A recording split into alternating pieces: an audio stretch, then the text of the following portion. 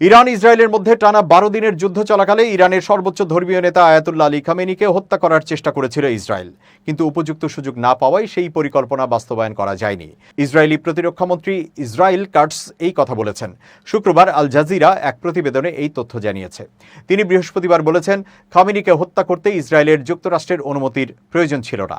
যদিও কিছু গণমাধ্যমের প্রতিবেদনে বলা হয়েছিল, খামেনিকে হত্যার পরিকল্পনায় যুক্তরাষ্ট্র ভেটো দিয়েছিল।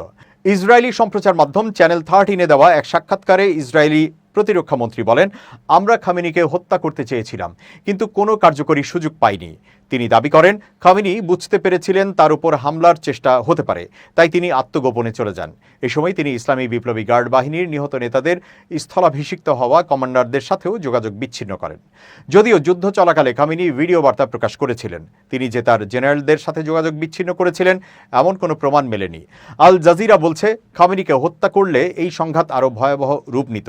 ইরানের কার্যত রাষ্ট্রপ্রধান হিসেবে তিনি যেমন গুরুত্বপূর্ণ, তেমনি তিনি বিশ্বের কোটি কোটি শিয়া মুসলমানের কাছে একজন শীর্ষ ধর্মীয় নেতা।